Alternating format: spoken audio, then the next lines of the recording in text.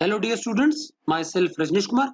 बच्चों, आज हम क्लास 10th का मैथमेटिक्स का जो चैप्टर नंबर 3 है पॉलिनोमियल्स, इसके कुछ बेसिक्स करेंगे और फिर इसके सब्सिक्वेंट वीडियो में हम एक्सरसाइज स्टार्ट करेंगे। तो बच्चों, ये वाला टॉपिक आपके 9th क्लास में भी था और कंटिन्यूटी में आपके 10th क्लास में भी है, तो बेसिक्स वहीं से शुरू होते हैं। तो एक बार फिर से हम देख लेते हैं क्या है इसके टॉपिक्स में।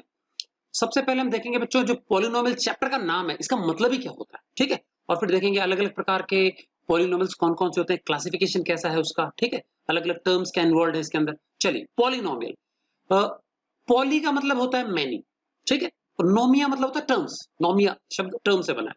तो पॉलिनोमियल क्या होता है? Any algebraic expression in one variable having one or more terms such that the power of variable in any term is a whole number. क्या है बच्चों? ये एक एल्जेब्रिक एक्सप्रेशन है। अब इस एल्जेब्रिक एक्सप्रेशन में क्या है? वेरिएबल के नाम पे सिर्फ एक ही होना चाहिए। वेरिएबल क्या होता है? ऐसी कोई भी चीज जिसकी वैल्यू कुछ भी हो सकती है। समझ में आ गया?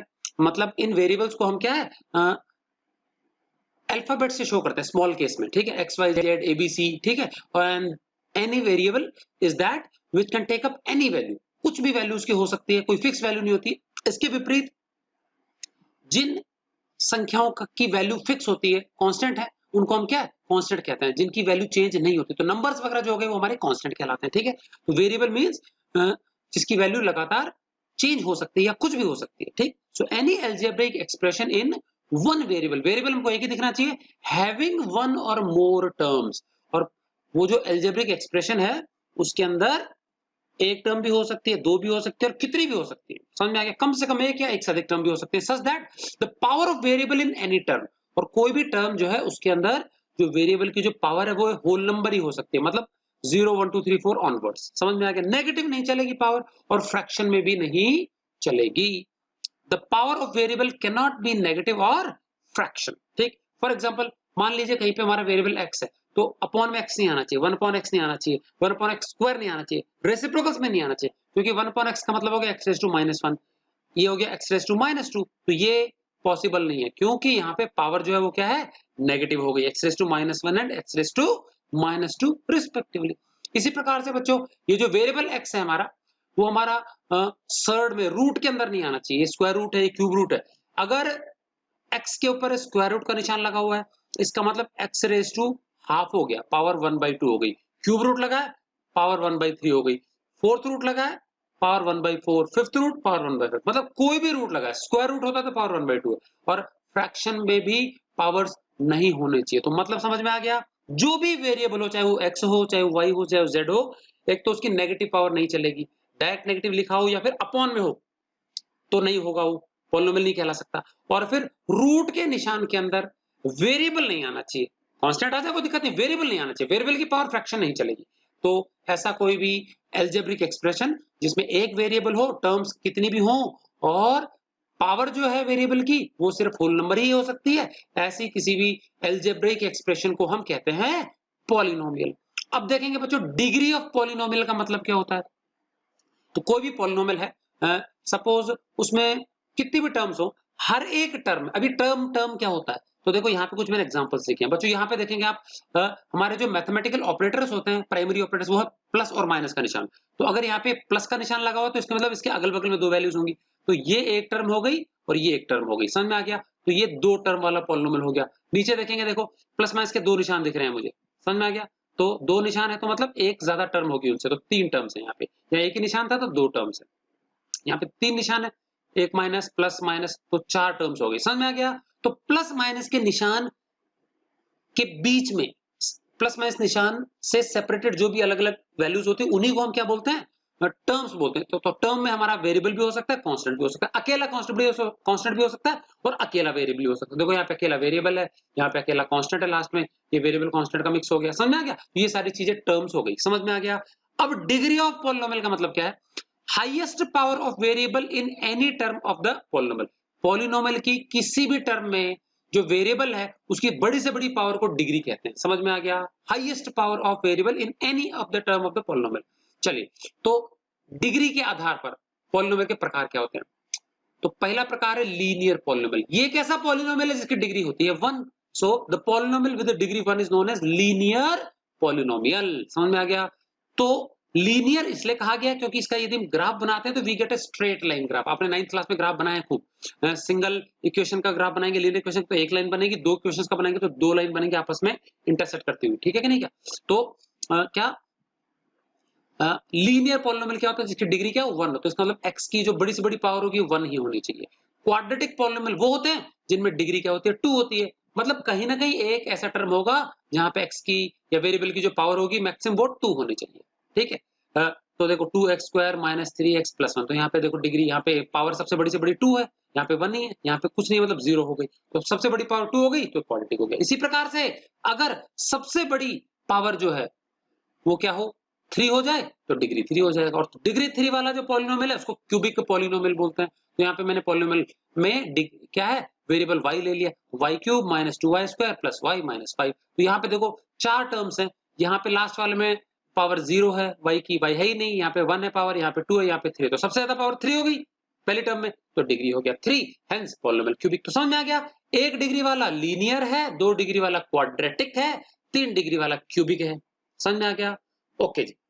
अब पॉलिनोमियल में टर्म्स कितनी है? अब जैसे यहाँ देखो इसमें 2 टर्म थी, इसमें 3 टर्म है, इसमें 4 टर्म है तो वैसे सारे ही पॉलिनोमियल, लेकिन बच्चों 1, 2 और 3 टर्म वाले जो पॉलिनोमियल इनके स्पेशल नाम भी है, वैसे सारे पॉलिनोमियल है, ठीक। लेकिन अगर पॉलिनोमियल में सिर्फ एक सिंगल टर्म होती है, मान लो जैसे 3x ही अकेला, तो एक टर्म वाले पॉलिनोमियल का स्पेशल नाम होता है मोनोमियल, दो टर्म वाले का बाइनोमियल, 3 का ट्राइनोमियल। तो ये 3 स्पेशल नाम है और वैसे सारे पॉलिनोमियल है। अब इसको पॉलिनोमियल क्यों कहेंगे बच्चों? इसके साथ में प्लस में x⁻0 लगा सकता हूँ, 2x⁻0 लगा सकता हूँ, मतलब कहने का मतलब है इसके आगे हम 0 कोफिशिएंट लगाकर खूब सारी x की टर्म्स ले सकते हैं। मैं लगा सकता हूँ प्लस 0x², तो 0 के साथ इंटू करेंगे x² का तो 0 ही होने वाला है। समझ में आ गया? तो कोई फर्क नहीं पड़ेगा। तो कुल मिला के मैं आगे खूब सारी टर्म्स और ऐड कर सकता हूँ कोफिशिएंट 0 लेकर के, ये x की पावर 0 लगा करके। तो इसका मतलब मोनोमियल में भी और टर्म हो सकती है, ठीक। तो जहां पे एक सिंगल टर्म दिखाई दे मोनोमियल, 2 टर्म हो बाइनोमियल, 3 टर्म हो ट्राइनोमियल। समझ में आ गया? तो ये थे बच्चों बेसिक्स, ये आपको 9th क्लास में ही बताए गए थे, डिट्टो वो के वही चीजें हैं। तो आगे बढ़ते हैं हम टॉपिक से। चलिए अब हम जानते हैं बच्चों रूट्स या फिर जीरोस ऑफ पॉलिनोमियल, इसके बारे में समझ लेते हैं क्या होता है, ठीक है। What do you mean by zeros और roots of the polynomial?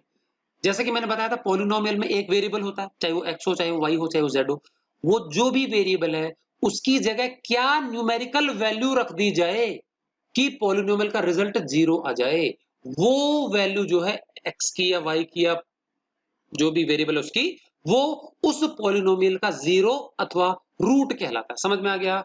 So that value of variable, value मतलब normally numerical value होगी, that value variable which one put in the polynomial gives the result 0 is called a zero of the polynomial or otherwise root of the polynomial। समझ में आ गया? ये 0 की संख्या एक भी हो सकती है, दो भी हो सकती है, ज्यादा भी हो सकती है। तो कैसे पता लगेगा किसी भी पॉलिनोमियल में कितने जीरोस हैं, जीरोस की संख्या कितनी है? तो ये जीरोस की जो संख्या है ये डिपेंड करती है पॉलिनोमियल की डिग्री पे। पॉलिनोमियल का जितना डिग्री होता है उतने ही उसके जीरोस की संख्या होती है। मान लीजिए पॉलिनोमियल लीनियर है, तो लीनियर पॉलिनोमियल में डिग्री 1 हो गई तो उसके जीरोस की संख्या भी एक ही होगी, एक ही जीरो होगा, ठीक। मान लीजिए पॉलिनोमियल हमारा क्वाड्रेटिक है तो डिग्री 2 हो गई तो उसके जीरोस की संख्या भी 2 होंगी। मान लीजिए क्यूबिक पॉलिनोमियल है तो डिग्री उसकी 3 हो गई तो जीरोस की संख्या भी 3 होगी। तो यहाँ इंपॉर्टेंट जानकारी क्या लिखी है? The number of zeros of a polynomial, polynomial में जीरोस की जो संख्या है that is equal to the degree of the polynomial. तो डिग्री पता हो तो जीरोस निकाल पाएंगे। और ये जो बच्चों जीरोस आते हैं ये हमारे सेम भी हो सकते हैं, अलग अलग भी हो सकते हैं। समझ में आ गया? मान लीजिए किसी पॉलिनोमियल के 2 जीरोस है तो दोनों सेम टू सेम भी हो सकते हैं and they may also be different. तो चलिए polynomial type, number of zeros, designation of zeros. चलिए डेसिग्नेशन मतलब रिप्रेजेंटेशन, जीरोस को हम किन अल्फाबेट से दर्शाते हैं? ग्रीक अल्फाबेट्स यूज करते हैं normally, alpha beta gamma delta, ठीक। अगर पॉलिनोमियल लीनियर है डिग्री है 1, डिग्री 1 का मतलब हो गया नंबर ऑफ जीरोस भी क्या होंगे 1। पॉलिनोमियल अगर क्वाड्रेटिक है तो डिग्री 2 होती है, क्योंकि डिग्री 2 है तो जीरोस की संख्या 2 होगी। पॉलिनोमियल अगर क्यूबिक है तो डिग्री 3 होती है, डिग्री 3 मतलब जीरोस की संख्या 3। तो यहाँ जो एक जीरोस को हम नॉर्मली अल्फा से शो करते हैं वो जीरो अल्फा मान लेते हैं, ठीक है। यहाँ पे 2 जीरोस होंगे तो दोनों जीरोस को हम अल्फा और बीटा से रिप्रेजेंट कर लेते हैं। 3 जीरोस होंगे तो अल्फा बीटा गामा, 4 होंगे alpha beta gamma delta, delta ऐसे करके लिखा जाएगा, समझ में आएगा, स्मॉल डेल्टा डी। तो ग्रीक अल्फाबेट से शो करते हैं। क्लियर है ये? तो ये पता होना चाहिए जीरो का मायने क्या होते हैं और जीरो की संख्या कितनी होगी किसी भी पॉलिनोमियल के लिए। तो जीरो वेरिएबल की वो वैल्यू जो पॉलिनोमियल में रखने पे रिजल्ट जीरो आ जाए, नंबर एक। डिग्री के बराबर जीरोस की संख्या होगी नंबर दो, और लीनियर का जीरो एक, क्वाड्रेटिक का दो एंड क्यूबिक का तीन। चलिए आगे बढ़ते हैं।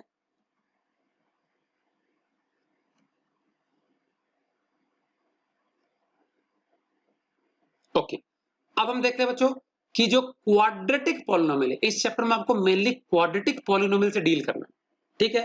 लीनियर आप 9th में अच्छे से पढ़ चुके हो, तो यहां हमको स्पेशली क्वाड्रेटिक पॉलिनोमियल स्टडी करना है डिटेल में, ठीक है। ओके, तो क्या होता है क्वाड्रेटिक हम पढ़ चुके हैं।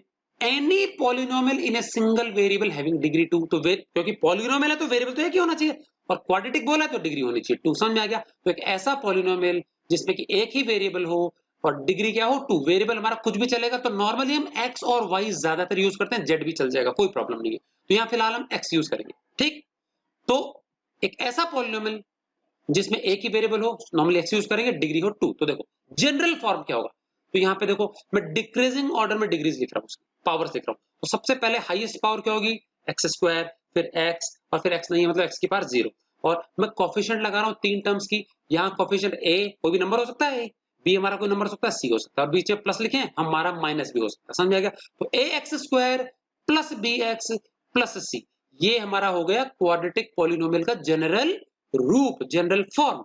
अब अगर हमको जब भी क्वाड्रेटिक पॉलिनोमियल के जीरोस निकालते हैं, जीरोस निकालना मतलब होता है उसको सॉल्व करना, उसके रूट्स निकालना। तो अगर कहीं लिखा है कि सॉल्व द क्वाड्रेटिक पॉलिनोमियल, ऐसा कुछ लिखा है, इसका मतलब वो आपसे पूछ रहे हैं कि आप इसके जीरोस निकालिए, मतलब x की या y की जो भी वेरिएबल है उसकी क्या वैल्यू आएगी जो इसमें रख दे, तो आंसर क्या आ जाए, जीरो आ जाए। तो जब हम कभी भी किसी क्वाड्रेटिक पॉलिनोमियल को सॉल्व करते हैं, सॉल्व करना अर्थ मतलब उसका जीरो निकालने की कोशिश करते हैं, तो हम हमेशा पॉलिनोमियल के आगे इक्वल टू जीरो पुट करते हैं, क्योंकि इसका आंसर हमको जीरो लाना है। Then only we find the value of x। तो इसको हमको इक्वेशन रूप बना देना पड़ता है। वैसे पॉलिनोमियल है तो इसका सॉल्व करते वक्त हम हमेशा इसको इक्वेशन फॉर्म में लिख लेते हैं। इक्वेशन फॉर्म मतलब इक्वल टू क्या लगा देंगे, जीरो। तो क्वाड्रेटिक इक्वेशन फॉर्म, तो जो पॉलिनोमियल है ना उसी में इक्वल टू जीरो लगा देंगे, तो इक्वेशन फॉर्म हो गया। तो ax square plus bx plus c equal to zero. अब यहाँ पर a b और c क्या है, a b और c बच्चों न्यूमेरिकल कोफिशिएंट हैं। समझ में आ गया।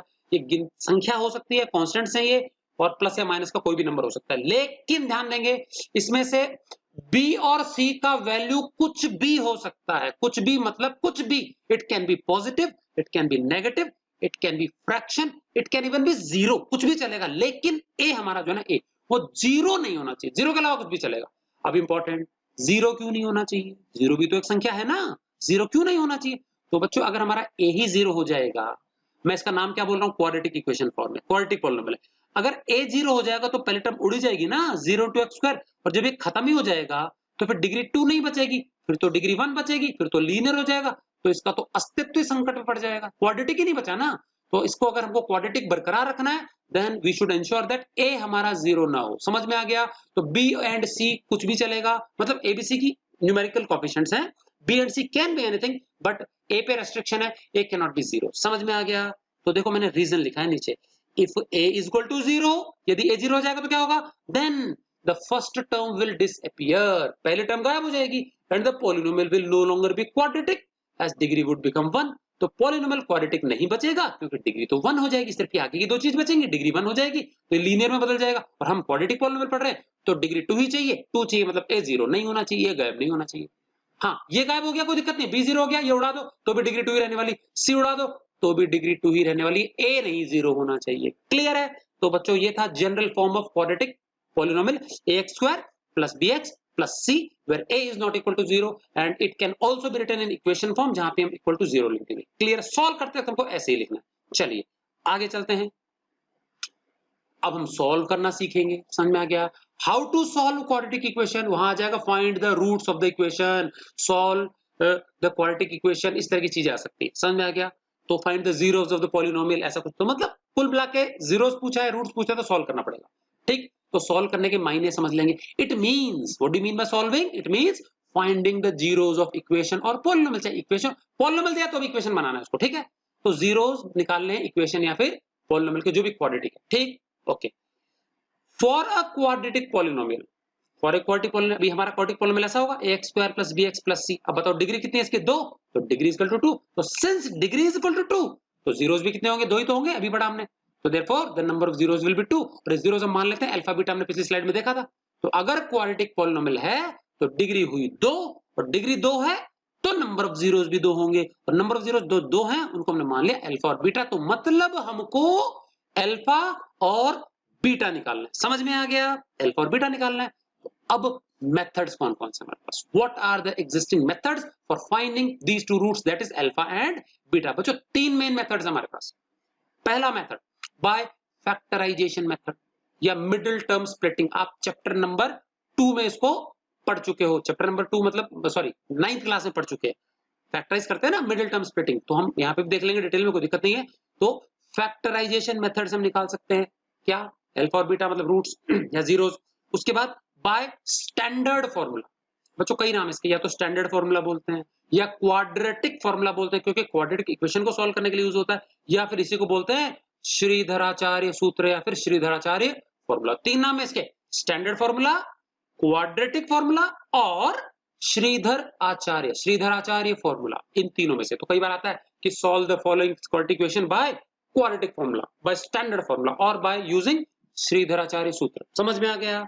ओके, तो दूसरा ये मेथड है। और तीसरा मेथड है बच्चों by method of completing squares. By method of completing square या इसी को बोलते हैं परफेक्ट स्क्वायर मेथड। एक्चुअली बच्चों ये जो सेकंड वाला मेथड है ये इस तीसरे मेथड की ही देन है, बस ये थोड़ा सा कॉम्प्लिकेटेड है। अदरवाइज इसी थर्ड वाले का सी वाले मेथड का सिंपलिस्टिक फॉर्म ये सेकंड वाला है, डायरेक्ट फॉर्मूला यूज करना है। बस आपको यहाँ पता ही चलेगा कि फॉर्मूला आया कहां से। तो यहाँ पे हमको कुछ रटना नहीं है, ठीक है। तो ये फॉर्मूला हम इस मेथड से ये फॉर्मूला डिराइव भी कर सकते हैं। समझेगा? 3 मेथड है हमारे। पहला factorisation method, middle term splitting 9th class से सीख रहे हो आप। दूसरा स्टैंडर्ड फॉर्मूला या फिर क्वाड्रेटिक फॉर्मूला या फिर श्रीधराचार्य फॉर्मूला। और तीसरा वाला है the method of completing squares, otherwise also known as the perfect square method. आपको मेथड बता दिया जाएगा, कुछ नहीं बताए, आप अपनी मर्जी के मालिक हो। आपको जिस मेथड से करना उस मेथड से करिए। मेरा सुझाव है आप लोग फर्स्ट मेथड से करना, सबसे सिंपलेस्ट पड़ेगा। कई बार स्प्लिटिंग नहीं हो पाती है, then go for second method. Third method आप तभी लगाना जब पूछा गया हो स्पेसिफिकली कि इस मेथड से करो, तभी लगाना। समझ में आ गया? चलिए आगे चलते हैं नेक्स्ट स्लाइड पे। अब बहुत इंपॉर्टेंट चीज बच्चों, मान लीजिए सपोज आपका स्कूल बैग है, आपका स्कूल बैग है। आपके स्कूल बैग में सपोज मैं आपको बोलूं कि फलाना फलाना नोटबुक निकालो, इस सब्जेक्ट की नोटबुक निकालो। अब आपको ध्यान नहीं है, मान लो मैं मैथ्स की बोलता हूँ, मैथ्स की नोटबुक निकालो फटाफट से। आपको ध्यान नहीं कि आपने मैथ्स की नोटबुक लास्ट में होमवर्क किया तो बाहर ही तो नहीं रख दी, टेबल पे तो नहीं पड़ी, कमरे पे तो नहीं है, या बैग में तो नहीं पड़ी, आपको ध्यान ही नहीं बिल्कुल, ठीक है। तो आपने इधर उधर ढूंढ ली, नहीं मिली, तो आप बैग में चेक करोगे कि नहीं करोगे? बिल्कुल करोगे। समझ आ गया? तो यदि मैं कहूं कि आपकी मैथ्स की नोटबुक ढूंढो कहां पे है, तो आप एक बार बैग में देख लोगे। क्यों बैग में इसलिए देखोगे क्योंकि वहां पे चांसेस हैं। समझ में आ गया? मिल सकता है, तो इसलिए आप बैग में देखोगे। चलो अब अगर मैं आपको बोलूं कि बच्चों एक चूहा खो गया है, चूहे को जरा अपने बैग में ढूंढो। अब मुझे बताओ आप चूहे को अपने बैग में खोजने लग पड़ोगे क्या? मुझे बताओ। या बोलूं कि एक स्कॉर्पियन बिच्छू है, उसको ढूंढना है, अपने बैग में चेक करो है क्या। एक सांप है, अपने बैग में चेक करो। समझ में आ गया कि नहीं गया? या एक फुटबॉल खो गई, अपने बैग में चेक करो। अब मुझे बताओ ये सारी चीज आपको कंफर्म है कि आपके बैग में नहीं हो सकती, ठीक है। तो अगर आपको पता है, मैं अगर बोल रहा हूं कि एक रैट को ढूंढो अपने बैग में है कि नहीं है, ठीक, तो मुझे बताओ आप लोग ढूंढ के देख करके जवाब दोगे या इंस्टेंटली मुझे जवाब दे दो क्योंकि नहीं है हमारे बैग में, क्या करोगे मुझे बताओ? तो कॉमन सेंस ये कहता है कि आप सीधे ही बोल दो कि हमारे बैग में है ही नहीं कुछ हुआ। समझ आ गया कि नहीं? सीधा बोलोगे ना, तो इसका मतलब आप ढूंढोगे तभी जब मिलने की संभावना हो, पचोगे तभी जब आपको पता है कि नहीं है। आपको कोई बोले कि आपके घर में चेक करो बकरी है कि नहीं है, अब कोई ढूंढ रहे थोड़ी निकल पड़ोगे, कमरा कमरा ढूंढो, चारों तरफ बकरी ढूंढ रहे हो। जब पता है नहीं है तो आप सीधा ही बोलोगे नहीं हमारे घर में कोई बकरी। समझ में आ गया? इसी प्रकार से यहाँ पे भी बच्चों हमको निकालना है नेचर ऑफ रूट्स, रूट्स की प्रकृति। तो अब इंपॉर्टेंट चीज, हमारी जो इक्वेशंस होती है ना, जो क्वाड्रेटिक पॉलिनोमियल है जिसको हमने इक्वेशन फॉर्म बना दिया, वो 2 तरह का होता है, द क्वाड्रेटिक इक्वेशन या फिर क्वाड्रेटिक पॉलिनोमियल। ये कितने प्रकार का होता है? 2 प्रकार का। समझना ध्यान से, बहुत इंपॉर्टेंट चीज है ये। सबसे पहला कंसिस्टेंट और दूसरा इनकंसिस्टेंट। तो कंसिस्टेंट पॉलिनोमियल अथवा कंसिस्टेंट इक्वेशन कब कहलाएगी, इनकंसिस्टेंट कब कहलाएगी? ध्यान से सुनेंगे, इक्वेशन क्वाड्रेटिक कंसिस्टेंट तब होती है जब उसके रूट्स मतलब जीरोस वास्तव में एग्जिस्ट करते हो, रियली एग्जिस्ट करते हो मतलब पाए जाते हो और उनको ढूंढा जा सकता है, सोल्व करके निकाला जा सकता है। तो यदि असल में उसके रूट्स एग्जिस्ट करते हैं, पाए जाते हैं, तो हम उनको सोल्व करके निकाल सकते हैं। अब मान लो रूट्स हो ही नहीं, संभव ही नहीं है, रूट ही संभव ही नहीं है, संभव ही नहीं है, तो मुझे बताओ कैसे निकालोगे? निकालोगे नहीं ना। तो अगर रूट्स एग्जिस्ट ही नहीं करते, असली रूट पाए ही नहीं जाते, तो हम निकालने की कोशिश भी नहीं करेंगे। जैसे मैंने रैट वाला एग्जांपल दिया था, अगर आपको पता है आपके बैग में रैट नहीं है, तो आप बैग को खोल के देखोगे भी नहीं। समझ में आ गया? बैग को खोल के देखोगे भी नहीं। तो consistent equation is that equation whose roots exist and that can be found out। समझ में आ गया? असल में रूट्स होते हैं तो सॉल्व करके निकाले जा सकते हैं। इनकंसिस्टेंट इक्वेशन वो होती है जहां पे रूट्स एग्जिस्ट ही नहीं करते, और क्योंकि एग्जिस्ट ही नहीं करती जो चीज, वो निकाली जा ही नहीं सकती। सपोज मैं आपको बोलूं कि देखो मेरे हाथ में लड्डू है, लो खा के दिखाओ उसको। अब जब लड्डू में सपोज करने के लिए बोलना, वास्तव में है ही नहीं, तो क्या खाओगे और किससे पेट भरोगे? समझ में आ गया? जो चीज है नहीं, रियल में एग्जिस्ट ही नहीं करती, तो हम निकालेंगे कैसे? समझ में आ गया? तो कंसिस्टेंट इक्वेशन वो जिसके रूट्स हो, निकाले जा सकते हो। इनकंसिस्टेंट वो जिसके रूट्स एग्जिस्ट नहीं करते, निकालना संभव नहीं है। तो अब मुझे बताओ बच्चों कि मेहनत करना कहां चाहिए हमको? वहां पे जहां पे ये कंसिस्टेंट हो, या वहां पे जहां पे रूट्स इनकंसिस्टेंट हो या इक्वेशन इनकंसिस्टेंट हो? तो बच्चों हम मेहनत वहां करेंगे जहां हमको पता लग जाए कि इक्वेशन कंसिस्टेंट है और रूट्स निकलेंगे। निकलेंगे तो बचे।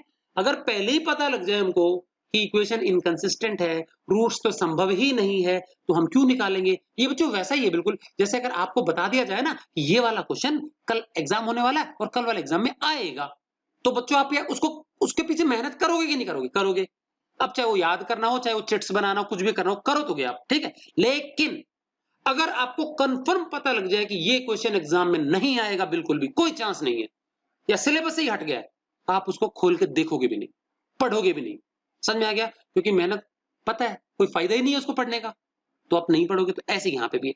तो अगर हमको पता है कि इक्वेशन के रूट्स संभव ही नहीं है, तो हम निकालेंगे नहीं, निकालेंगे सिर्फ कंसिस्टेंट इक्वेशन को। अब इंपॉर्टेंट चीज, हमारे सामने दो इक्वेशन रखी है, एक कंसिस्टेंट है, एक इनकंसिस्टेंट है। कैसे पता लगेगा कि कौन सी कंसिस्टेंट है, कौन सी इनकंसिस्टेंट है? ताकि कंसिस्टेंट के पीछे मेहनत करें, उसके रूट्स निकालने की कोशिश करें और इनकंसिस्टेंट को छोड़ दें। आगे समझ में? इनकंसिस्टेंट के पीछे मेहनत नहीं करनी है हमको। तो how do we know that? भाई भेदभाव करने के लिए कोई तो चाहिए। सपोज हमारा कोई हेल्प करने आ जाए कि भैया देखो मैं आपकी छू मंतर करके, जादू मंतर करके बता सकता हूं कि भैया ये तो कंसिस्टेंट है, ये इनकंसिस्टेंट है, इसके पीछे पढ़ो, इसको छोड़ दो। तो अगर कोई ऐसी हमारी हेल्प कर दे तो उससे तो बढ़िया कुछ हो ही नहीं सकता। समझ में आ गया? तो अब दोनों ही प्रकार के इक्वेशंस में भेदभाव कौन करेगा? बच्चों भेदभाव करने को बोलते हैं डिस्क्रिमिनेट करना, अंतर बताना दोनों में। समझ में आ गया? डिस्क्रिमिनेशन करना, ठीक। तो इसके लिए हमको एक फैक्टर निकालना पड़ेगा। क्या निकालना पड़ेगा? एक फैक्टर। और इस फैक्टर का नाम भी है डिस्क्रिमिनेंट। डिस्क्रिमिनेंट मतलब that can discriminate between consistent and inconsistent equation. That means ये वो फैक्टर है जो कि हमको अंतर बताएगा, किसमें? कंसिस्टेंट इक्वेशन में और इनकंसिस्टेंट इक्वेशन में। ये बता देगा कि ये कंसिस्टेंट है, इनकंसिस्टेंट है, इसको सॉल्व करना है, ये नहीं हो पाएगी। समझ में आ गया? अब इस डिस्क्रिमिनेंट को हम डिनोट करते हैं कैपिटल डी से। Discriminant that discriminates between these two equations, ठीक है, डी। और ये कैपिटल डी बच्चों डिपेंड करता है हमारे जो तीन न्यूमेरिकल कोएफिशिएंट्स है ना, ए बी सी। मैंने बताया था क्वाड्रेटिक इक्वेशन का form A X square plus B X plus C, और ये न्यूमेरिकल कोएफिशिएंट हमेशा साइन के साथ लेना पड़ता है, प्लस माइनस साइन के साथ में, ठीक है। A X square plus B X plus C, तो प्रॉपर साइन के साथ लेना है इनको, ठीक है। और एबीसी की वैल्यूज हम नोट कर सकते हैं इक्वेशन में से, और एबीसी की वैल्यू के आधार पर हमको डी निकालना है। डी का फॉर्मूला बच्चों है बी स्क्वायर माइनस 4ac। समझ में आ गया? तो D equal to B square minus 4c। तो डिस्क्रिमिनेंट का फॉर्मूला ये रहा। तो अगर हम ये वैल्यू निकाल लें, अब सीधी बात है, एबीसी हमारे नंबर्स होंगे, कुछ भी उसकी वैल्यूज भरी निकाल लिए, तो बच्चों तीन संभावनाएं हैं। डी की वैल्यू हमारी, ये तो पक्का पता कोई इंटीजर आने वाला है, समझ में आ गया। अब ये वैल्यू हमारी प्लस की भी आ सकती है, मतलब ग्रेटर देन जीरो, ये परफेक्टली जीरो भी आ सकती है, और ये जीरो से कम मतलब नेगेटिव भी आ सकती है। तीन संभावनाएं बनती है। समझ में आ गया? भाई ये तो प्लस का होगा, या माइनस का होगा, या फिर जीरो होगा। So there are three possibilities. The value of D can have three possible values. तो फर्स्ट वैल्यू है D is greater than zero मतलब पॉजिटिव। अगला है D is equal to zero मतलब ना पॉजिटिव ना नेगेटिव। और जो थर्ड वैल्यू है वो है d less than 0, that means negative. बच्चों ध्यान देंगे, अगर तो d नेगेटिव आ जाए, अगर तो d माइनस का आ जाए तो इक्वेशन इनकंसिस्टेंट है। इनकंसिस्टेंट मतलब रूट्स नकली हैं, इमेजिनरी हैं, ख्यालों में ही निकाल नहीं सकते। जैसे मैंने बताया था अभी आपको, अगर मैं सपोज ख्याल में एक लड्डू दे दूं खाने के लिए, तो पेट भर जाएगा? नहीं ना। तो आखिरी वाला देखेंगे, सी वाला क्या है, if D is less than 0, मतलब रूट्स, ये डी अगर माइनस में हो जाए, नेगेटिव आ जाए, तो रूट्स कैसे होते हैं? अनरियल, नकली हैं, या फिर इमेजिनरी, काल्पनिक रूट्स हैं। और इस प्रकार के रूट्स, कल्पना मतलब क्या होता है? असल में तो होता नहीं उनका कोई अस्तित्व। So since they are not real, roots do not exist and hence they can't be found. समझ में आ गया? तो क्योंकि इमेजिनरी है, अनरियल है, वास्तव में एग्जिस्ट नहीं करते, तो इनको निकाला नहीं जा सकता, बिल्कुल नहीं बचेंगे, डी निकाल के छोड़ देंगे। समझ में आ गया? तो लिख देंगे, यदि डी माइनस आ गया, since D is negative, the roots are unreal and hence they can not be found, they do not exist. Clear? तो रूट्स एग्जिस्ट करते हैं मतलब रियल है, और रियल है तो ही निकलेंगे। इन दो अवस्थाओं में या तो डी 0 आ जाए या डी ग्रेटर देन 0 मतलब प्लस का आ जाए, तो ही रूट्स निकलेंगे। तो मतलब रूट्स तभी निकलते हैं when D is non negative. समझ में आ गया? नेगेटिव नहीं होना चाहिए, 0 चलेगा, प्लस का चलेगा। ओके, चलिए तो पहला केस देख लेते हैं, when D is greater than 0 and D is equal to 0, दोनों में ही roots real and can be found, roots real and can be found. तो पहला पॉइंट तो क्लियर हो गया, भाई डी पॉजिटिव आ जाए तो भी असली रूट्स निकल सकते हैं, डी 0 आ जाए तो भी रूट्स असली निकल सकते हैं। अब एक इंपॉर्टेंट चीज बच्चों, अगर हम यहाँ देखें डी और 0 के बीच में, यहाँ तो ग्रेटर देन का निशान है और यहाँ पे इक्वल टू का निशान है, ये इक्वालिटी शो करता है। इक्वालिटी मतलब बराबरी, और ये किसका निशान है? ये इनइक्वालिटी शो करता है। इनइक्वालिटी मतलब होता है क्या चीज बराबर नहीं है दोनों, और बराबर नहीं मतलब छोटी बड़ी है। ठीक है? तो this is a sign of inequality, this is a sign of equality. ध्यान देना बच्चों, जहां पे इक्वालिटी का साइन दिखे वहां रूट्स इक्वल हैं, दिख गया?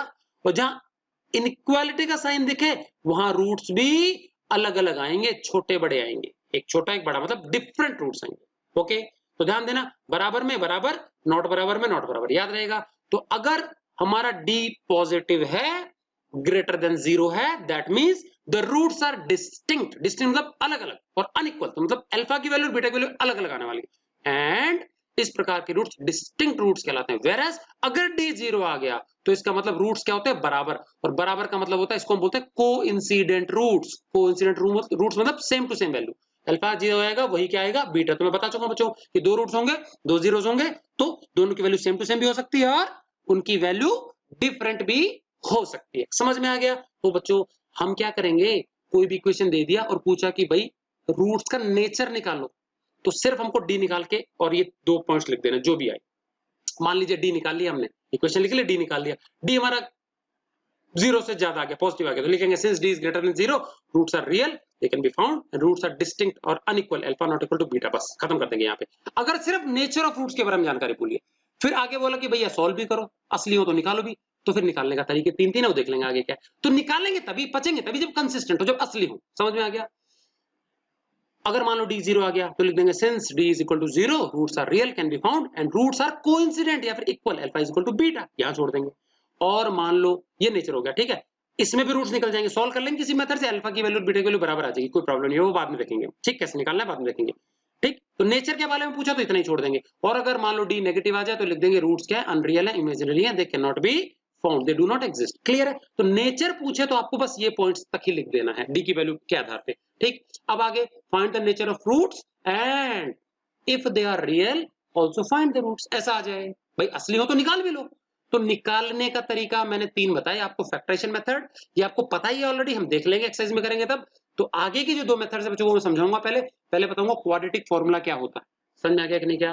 तो हम देख लेते हैं क्वाड्रेटिक फार्मूला है, जो स्टैंडर्ड फार्मूला है, उससे कैसे सॉल्व करते हैं। समझ में आ गया? फैक्टराइजेशन आपको आता है, सीखा हुआ, 8th में किया है आपने, 9th में किया है, तो डायरेक्टली कर लेंगे वहां पे। ठीक है, तो मैं डिस्कस करूंगा यहाँ पे सेकंड और थर्ड मेथड पहले, और फिर फर्स्ट एक्सरसाइज में फर्स्ट मेथड दिया हुआ है वहां पे कर लेंगे। ठीक है, चलो तो अभी हम देखने जा रहे हैं बहुत इंपॉर्टेंट फॉर्मूला नया, finding roots by quadratic formula, या फिर श्रीधराचार्य फॉर्मूला, इसी को हम स्टैंडर्ड फॉर्मूला भी बोलते हैं। समझ में आ गया बच्चों? 3 स्टेप है, ध्यान से समझ लेंगे। सबसे पहला मैं बता चुका हूं कि भैया क्या निकालना पड़ेगा हमको? डी निकालना पड़ेगा कंसिस्टेंसी चेक करने के लिए। तो सबसे पहला काम है हमको डी निकालना, क्योंकि डी की जरूरत भी पड़ेगी सॉल्यूशन में। तो फर्स्ट फाइंड डिस्क्रिमिनेंट, फॉर्मूला है b स्क्वायर माइनस 4ac। ध्यान देंगे ए बी और सी को प्रॉपर साइन के साथ लेना, कई बार साइन का मिस्टेक हो जाता है। निकाल लिया जी डी। अब डी निकाल लिया तो अगर हमारा इक्वेशन कंसिस्टेंट होगा तो या तो डी जीरो आ जाएगा या पॉजिटिव आ जाएगा। मान लो दोनों में से कुछ आ गया, if D is greater than zero, या तो जीरो से बड़ा आ जाए मतलब पॉजिटिव, या जीरो आ जाए, उसी अवस्था में आगे बढ़ना है। अगर नेगेटिव आ गया वहीं किस्सा खत्म हो गया, रूट्स अनरियल है, can not be found, stop हो जाना वहीं पे। समझ में आ गया? तो आगे कब बढ़ेंगे? जब डी पॉजिटिव हो या फिर जीरो। अगर ये दोनों में से कोई सा भी केस हो जाता है देन फाइंड रूट डी, फिर रूट डी की वैल्यू निकाल लेना। समझ में आ गया? तो पॉजिटिव और जीरो आने से डी आगे बढ़ना, रूट डी निकालना। चलिए रूट डी निकाल लिया हमने। अब हमको पता होना चाहिए बच्चों, रूट की वैल्यू जो होती है ना किसी भी चीज की, वो दो दो होती है। जैसे मैं रूट 4 निकालूं, क्या निकाल लूं? रूट 4 निकाल लूं, तो रूट 4 अकेला 2 नहीं हो सकता। रूट 4 जो होता है ना वो प्लस का 2 भी होता है और माइनस का 2 भी। डबल वैल्यूज होते हैं रूट की। भैया अगर प्लस का 2 करूं तो 4 आएगा, माइनस का 2 प्लस का 2 का स्क्वायर करूं तो 4 आएगा, और माइनस 2 का स्क्वायर करूं वो भी तो कितना आएगा?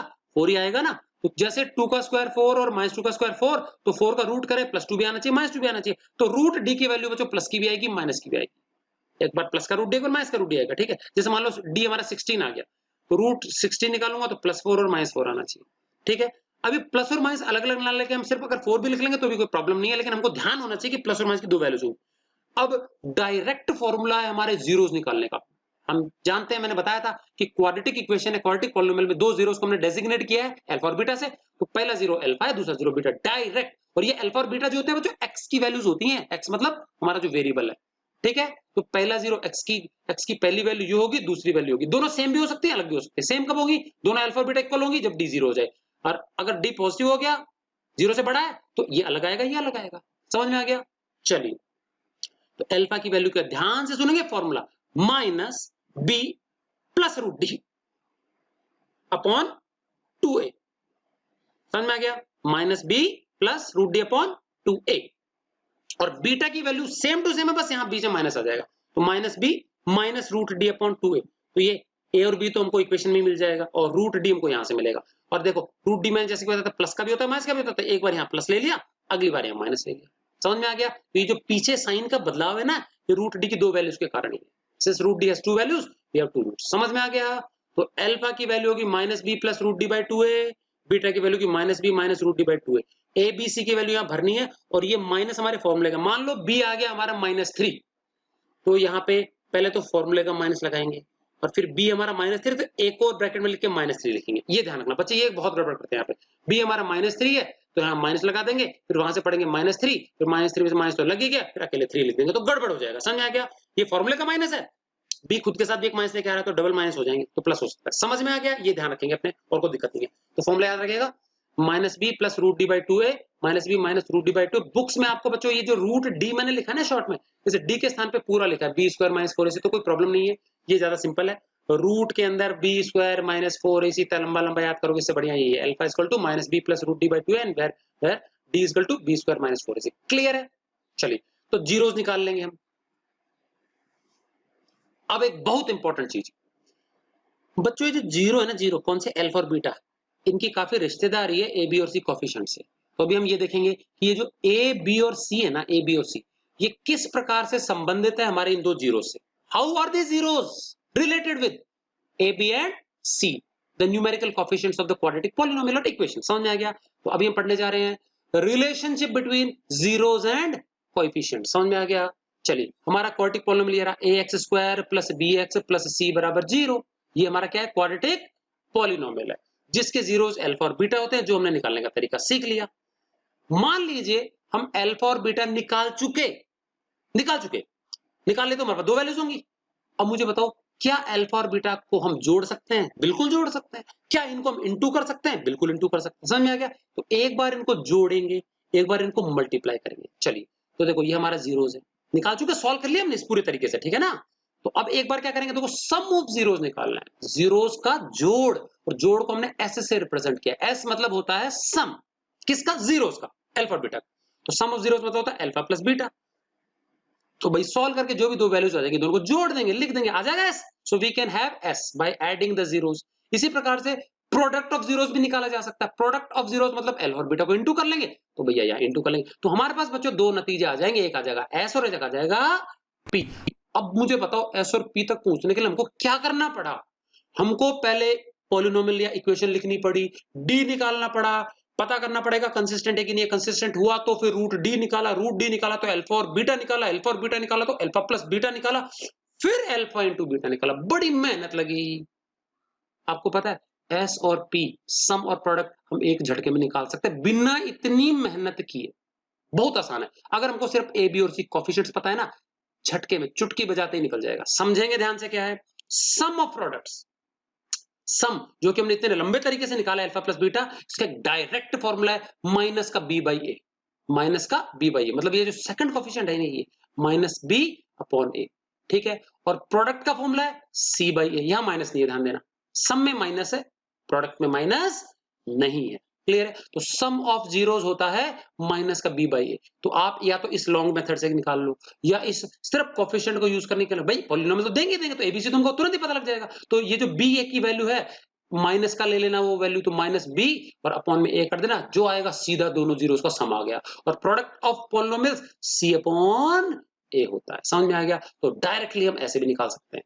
तो चाहे हम ऐसे निकालें प्रॉपर मेथड से या कोफिशिएंट की मदद से निकाले, दोनों में सेम टू सेम आंसर आना चाहिए, अलग अलग नहीं आना चाहिए। अगर अलग आ गया मतलब कहीं ना कहीं गड़बड़ कर दिया आपने। समझ में आ गया? चलिए बच्चों, इंग्लिश में कई बार ऐसा होता है कि जैसे आपसे कोई क्वेश्चन पूछा जाता है, आपसे कोई क्वेश्चन पूछा जाता है कि भैया आप कहां से आ रहे हो? मैं मार्केट से आ रहा हूं। तो आपसे क्वेश्चन पूछा गया where are you coming from, and your answer is I am coming from the market, I am coming from the market. ठीक। अब कई बार क्या होता है बच्चों, उल्टा भी हो सकता है। अगर आपको किसी क्वेश्चन का जवाब दे दिया जाए, can you frame the question, आपको क्वेश्चन भी तो बनाना आना चाहिए। तो अगर कोई पूछे कि भैया ठीक है पता नहीं, आपसे किसी ने क्वेश्चन पूछा और आपने जवाब दिया हाँ मैं मार्केट से आ रहा हूं, तो बताओ आपसे किसने क्या पूछा? तो भैया आपको पता लगना चाहिए कि आपसे क्वेश्चन पूछा गया है कि आप मार्केट से आ रहे हो या आप कहां से आ रहे हो। आगे समझे? तो इसका मतलब जैसे हम क्वेश्चन का जवाब देते हैं तो जवाब जानकर हमको क्वेश्चन पता होना चाहिए। अगर आप कहते हो कि my name is X Y Z, तो बताइए क्वेश्चन क्या होना चाहिए? किसी ने आपसे आपका नाम पूछा, व्हाट इज योर नेम, तभी तो आपने बताया अपना नाम। समझ में आ गया? तो if you are citing an answer, आप आंसर बता रहे हो, you should know the question also. समझ में आ गया? आपको क्वेश्चन भी पता होना चाहिए। अब इंपॉर्टेंट चीज, हमको क्वाड्रेटिक पॉलिनोमियल दिया जाए और कहा जाए कि सॉल्व करो, कंसिस्टेंसी पता की, सॉल्व कर लिया, कंसिस्टेंट हुआ तो अल्फा बीटा निकाल लिया। क्लियर है? तो ये तो था प्रॉब्लम को सॉल्व करना। अब उल्टा कर ले, आपको अल्फा और बीटा दे दें और बोले कि भैया क्वाड्रेटिक पॉलिनोमियल बनाओ, तो क्या बन सकता है? बिल्कुल बन सकता है जी, बिल्कुल बन सकता है। समझ आ गया? तो पहला चीज क्या सीखा हमने? पॉलिनोमियल से अल्फा बीटा निकालना। अब क्या सीख रहे हैं? अल्फा बीटा से पॉलिनोमियल का निर्माण करना। चलिए मान लीजिए हमको दो जीरोस दे दिए अल्फा और बीटा, ठीक। तो जब भी हमको दो जीरोस दे दिए आप एस और पी निकाल लोगे। एस और पी का मतलब है एक बार तो दोनों को ऐड करके सम निकालना, एक बार दोनों को प्रोडक्ट करके पी निकालना। जैसे मान लो एक ये 2 है और एक -3 है, सपोज अल्फा 2 है और ये -3 है, तो एक बार दोनों को जोड़ो, 2 प्लस -3 -1, तो अल्फा प्लस बीटा -1 हो गया, और 2 इंटू -3 -6। समझ में आ गया? तो फर्स्ट वाली चीज हमारा एस कहलाएगा, बाद वाली चीज कहलाएगा पी। क्लियर है? एस और पी निकाल लिया। बच्चों दो चीज ध्यान देना, अगर आपको जीरोस दिए तो समर प्रोडक्ट निकालना है। कभी कभी आपको जीरोस ना देकर के डायरेक्ट समर प्रोडक्ट देते कि लिए पकड़ो सम, ये पकड़ो प्रोडक्ट, रफ पॉलिनोमियल बना लो, और भी आसान काम। ठीक है? तो सबसे पहला काम मैं क्या सिखा रहा हूं, देखो आपको, making quadratic equation from zeros. आपको हमेशा पॉलिनोमियल पूछा जाएगा, बट आप जीरोस, आप क्या जीरोस की मदद से इक्वेशन बनाओगे, पॉलिनोमियल मत बनाना। पॉलिनोमियल मैं बाद में बताऊंगा क्या। पहले आपको क्या करना है? क्वाड्रेटिक इक्वेशन बनानी है। क्या बनानी है? इक्वेशन बनानी है। तो ध्यान देना, QE मतलब क्वाड्रेटिक इक्वेशन, QP मतलब क्वाड्रेटिक पॉलिनोमियल। इक्वेशन का फॉर्मूला क्या है? ध्यान से सुनेंगे बच्चों, x square minus s x plus p equal to 0। हमारा जो क्वाड्रेटिक पॉलिनोमियल है उसका क्वाड्रेटिक इक्वेशन का फॉर्मूला क्या है? X square minus s x plus P बराबर 0, और एस और पी में बता चुका हूं समर प्रोडक्ट है। तो if you are given the zeros, first find sum alpha plus beta, then find product alpha into beta, and if you have s and p then put this in the formula, x square minus s मतलब sum, यहां रख देना x के पीछे, plus P बराबर 0। जो चीज बन गई इक्वेशन बन गई, एक बार इक्वेशन बन गई उसका इक्वल टू 0 हटा देना, पॉलिनोमियल आ गया।